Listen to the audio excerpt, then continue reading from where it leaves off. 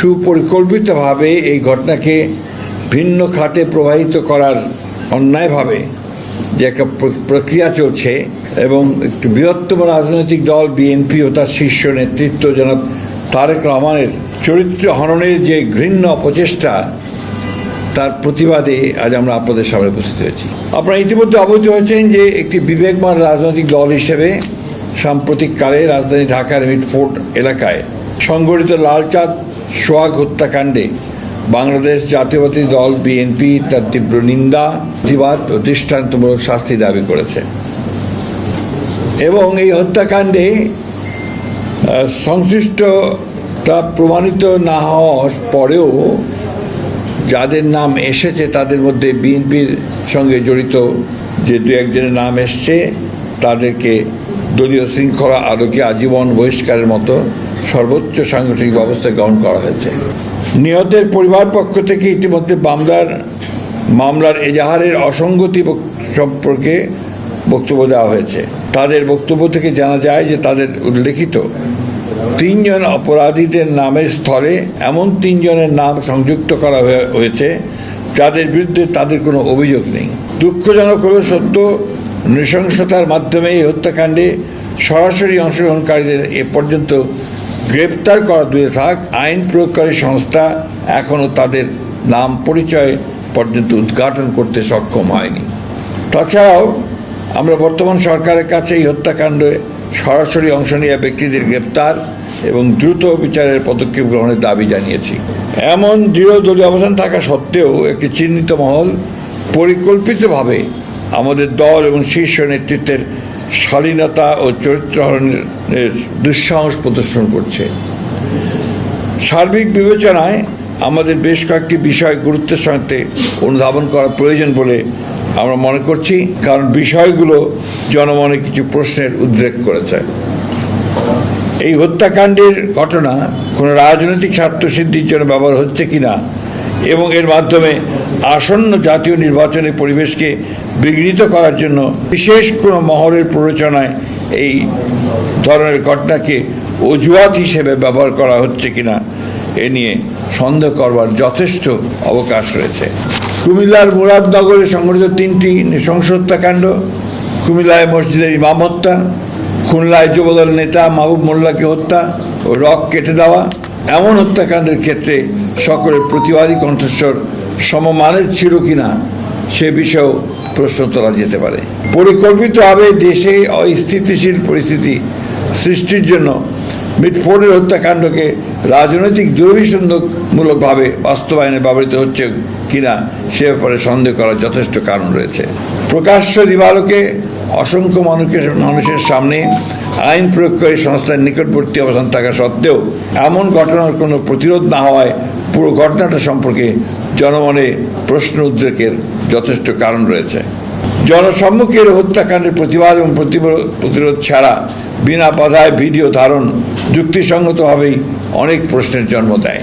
পুলিশের বক্তব্য থেকে জানা যায়, গ্রেপ্তারকৃতদের জিজ্ঞাসাবাদে এই ঘটনার সাথে সংশ্লিষ্টদের রাজনৈতিক পরিচয় সম্পর্কে কোনো তথ্য উদ্ঘাটিত হয়নি। মাত্র গুটিকয়েক সন্ত্রাসী দ্বারা প্রকাশ্যে এমন হত্যাকাণ্ড সংঘটিত হওয়ায় মাত্র 1 বছর আগে সংগঠিত জুলাই গণঅভ্যুত্থানের চেতনার সম্পূর্ণ বিপরীতে আইনের শাসন ধ্বংসের ষড়যন্ত্র বলেই বিবেচিত হতে পারে। সরকার পরিচালনার দায়িত্বে না থাকা সত্ত্বেও বিশেষ একটি রাজনৈতিক দল তার প্রধান নেতৃত্বকে দায়ী করে বিক্ষোভ মিছিল আয়োজন এবং অশ্লীল ভাষা প্রয়োগ করে রাজনৈতিক সংস্কৃতিকে আবারও সেই ফ্যাসিবাদের যুগে ফিরিয়ে নিয়ে যাচ্ছে কিনা সেটাও জনগণের সামনে প্রশ্ন হয়ে দেখা দিয়েছে। দেশে সুস্থ ধারা রাজনীতি প্রতিষ্ঠার গণ আকাঙ্ক্ষার বিপরীতে পরিকল্পিত অপপ্রচার, অশ্লীল স্লোগানের মাধ্যমে আবারও ফ্যাসিস্ট হাসিনা আওয়ামী লীগের কণ্ঠস্বরী প্রতিধ্বনি শোনা যাচ্ছে। পূর্ব পরিকল্পিতভাবে 9 জুলাইয়ের ঘটনা 11 জুলাই শুক্রবার জুমার নামাজের পর সবচেয়ে প্রাইম টাইমে ইন্টারনেটে ছড়ানো শুরু করা হয়েছিল। পরিকল্পিতভাবে নির্দিষ্ট কিছু সোশ্যাল মিডিয়া আইডি ও পেজ থেকে আগে থেকেই তৈরি করে রাখা ফটো কার্ডগুলো অনলাইনে ছড়ানো শুরু হয়। এ থেকে প্রতীয়মান হয় যে অনলাইনে ভুয়া তথ্য প্রচারের ক্যাম্পেইন শুরুর আগে থেকেই অপপ্রচার সামগ্রী তৈরি করে রাখা হয়েছিল। অপরাধীর জন্য কোনো অনুকম্পার সুযোগ নেই, তেমন পক্ষ অবলম্বনের প্রশ্ন উঠতে পারে না। শুধুমাত্র অভিযোগের ভিত্তিতে দলীয় পদ থেকে অপসারণের এমন দৃষ্টান্তমূলক পদক্ষেপকে স্বাগত না জানিয়ে পরিকল্পিতভাবে চরিত্র হনন দেশের গণতান্ত্রিক অভিযাত্রাকে প্রশ্নবিদ্ধ করে। ক্ষতিগ্রস্ত পরিবারের পাশে দাঁড়ানো এবং তাদের আইনি সহায়তা প্রদানের অঙ্গীকার থেকে আমাদের বিচ্যুত হবার সুযোগ নেই। নিহত সোহাগের রাজনৈতিক পরিচয় গুরুত্বপূর্ণ নয়, বরং তিনি দেশের একজন নাগরিক যিনি সন্ত্রাসের নির্মম শিকার। ফলে তার পরিবারের সাথে আমরা এই অপকর্মের দৃষ্টান্তমূলক শাস্তি দাবি করেছি। হত্যাকাণ্ডের দ্রুত বিচার ও দৃষ্টান্তমূলক শাস্তি দ্রুত কার্যকর করার বিষয়ে আমাদের দলীয় অবস্থান সুদৃঢ় ও অপরিবর্তিত। একটা বিষয় আমার মনে হয় যে আপনারা সবাই লক্ষ্য করেছেন যে পুলিশের যে ইনভেস্টিগেশন তার রিপোর্টে কিন্তু বলা হচ্ছে এটা কোনো চাঁদাবাজির ব্যাপার ছিল না, এটা সম্পূর্ণভাবে ব্যবসায়িক ঘটনা থেকে এটা সংঘটিত হয়েছে। সুতরাং এটাকে দলীয় কালার দেওয়া, বিশেষ করে আমাদের নেতাকে এর মধ্যে সম্পৃক্ত করার যে বিষয়টা আছে, এটা পরিপূর্ণভাবে এটা একটা ষড়যন্ত্রমূলক চক্রান্তমূলক ঘটনা আমাদের দল এবং আমাদের চেয়ারপারসনকে, দলীয় চেয়ারম্যানকে আপনার চিহ্নিত করার ব্যাপারে এবং তার ভাবমূর্তিকে বিনষ্ট করার জন্য। নৃশংস হত্যাকাণ্ডের অন্তর্নিহিত কারণ অনুসন্ধানের জন্য আমরা উপযুক্ত ব্যক্তিবর্গের সমন্বয়ে একটি তদন্ত ও তথ্যানুসন্ধানী কমিটি গঠনের সিদ্ধান্ত নিয়েছি, যারা প্রকৃত সত্য উদ্ঘাটন করবেন এবং তার জনসম্মুখে প্রকাশ করবেন। কিন্তু এই বিষয় নিয়ে যারা রাজনৈতিক পরিবেশ নষ্ট এবং জাতীয় নির্বাচনকে বাধাগ্রস্ত অনিশ্চিত করতে চান, প্রকারান্ত ফ্যাসিবাদ উত্থানের পথ যারা সৃষ্টি করতে চান, তাদেরকে চিহ্নিত করা ও প্রতিহত করার প্রত্যয় একই সাথে আমরা উচ্চারণ করতে চাই। বিএনপির অবস্থান বরাবরের মতোই খুব স্পষ্ট। অপরাধীর কোনো দলীয় পরিচয় থাকতে পারে না। ব্যক্তির অপরাধের সাথে দলের কোনো সম্পর্ক নেই। আমরা কুণ্ঠিত হই যখন লক্ষ্য করি বিকৃত রুচির বিকারগ্রস্ত গোষ্ঠী তাদের অশ্লীল কদর্য মানসিকতা কোমলমতি শিশু কিশোরদের কণ্ঠে ধ্বনিত করিয়ে আমাদের আগামী প্রজন্মের মূল্যবোধ ধ্বংস করছে, শুধুমাত্র তাদের কুৎসিত ষড়যন্ত্র বাস্তবায়ন করতে। শত বাধা অতিক্রম করে জনগণকে সাথে নিয়ে বাংলাদেশের মালিকানা বাংলাদেশের মানুষের কাছে ফেরত দেওয়াই আমাদের একমাত্র অগ্রাধিকার। বিগত 17 বছরের দীর্ঘ সংগ্রামে আমাদের কষ্টার্জিত সফলতা ব্যর্থ করার কোনো সুযোগ নেই।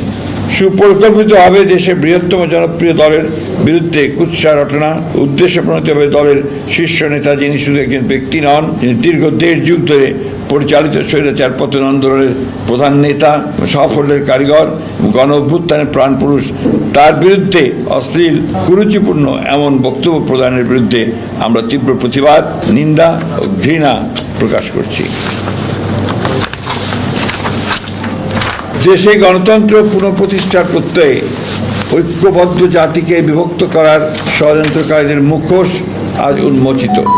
এই অপরাজনীতি প্রতিহত করার ক্ষেত্রে সরকারের উদাসীনতার প্রতি আমরা তীব্র ক্ষোভ প্রকাশ করছি। আমরা দৃঢ়ভাবে আশা করি দেশে বিদ্যমান রাজনৈতিক পরিস্থিতি অবনতির ভয়াবহ পরিণাম সম্পর্কে দায়িত্বশীল সকল রাজনৈতিক দল সচেতন হবেন। রাজনৈতিক শিষ্টাচার বহির্ভূত এই জাতীয় কর্মকাণ্ডের মাধ্যমে গণতন্ত্রের উত্তরণের পথ বাধাগ্রস্ত হলে তার দায় সংশ্লিষ্ট দলকেই বহন করতে হবে। আমরা গভীর শঙ্কার সাথে লক্ষ্য করেছি সুপরিকল্পিতভাবে এই অশ্লীল কুরুচিপূর্ণ আক্রমণের লক্ষ্যবস্তু হচ্ছেন এদেশের স্বাধীনতা, মুক্তিযুদ্ধ, সার্বভৌমত্ব ও গণতন্ত্রের সমর্থক রাজনৈতিক দল ও তার শীর্ষ নেতৃত্ব। গুটি কয়েক রাজনৈতিক ষড়যন্ত্রকারীর অপচেষ্টায় বাংলাদেশ ব্যর্থ হতে পারে না। যে তারুণ্য ফ্যাসিবাদের পতনে আমাদের সাথে অগ্রসৈনিক ছিল, আজ দেশের প্রয়োজনে তাদের সাথে আমাদের সকল ঐক্যবদ্ধ চেষ্টা কোনো মূল্যেই বাংলাদেশের স্বাধীনতা সার্বভৌমত্ব রক্ষা করবে। ঐক্যবদ্ধ বাংলাদেশে ষড়যন্ত্রকারীদের কোনো অপচেষ্টাই আমাদের লক্ষ্য অর্জনের পথে বাধা হতে পারবে না। সংঘাত সৃষ্টির পরিকল্পিত ফাঁদে পা না দিয়ে ফ্যাসিবাদ বিরোধী জাতীয় ঐক্যকে বিনষ্ট করার যে কোনো প্রচেষ্টাকে রুখে, ষড়যন্ত্রকে রুখে দিতে হবে। ফ্যাসিবাদের অনুপ্রবেশের যে কোনো ঘৃণ্য ষড়যন্ত্র আমরা এই বাংলাদেশে বাস্তবায়িত হতে দেব না। সকল গণতান্ত্রিক শক্তির ঐক্যবদ্ধ অবস্থানকে একসাথে নিয়ে এদেশে প্রকৃত গণতন্ত্র প্রতিষ্ঠায় সংকল্পে আমরা বরাবরের মতোই প্রতিজ্ঞাবদ্ধ। পতিত স্বৈরাচার আর কাপুরুষ ষড়যন্ত্রকারীদের মিলিত অপচেষ্টা সুষ্ঠু নির্বাচন ও গণতন্ত্র পুনঃপ্রতিষ্ঠা ও আগামীর বাংলাদেশ গড়ার পথে যদি কোনো বাধা আসে তবে সেটা আমরা ঐক্যবদ্ধ গণতান্ত্রিক শক্তির মাধ্যমে প্রতিহত করব।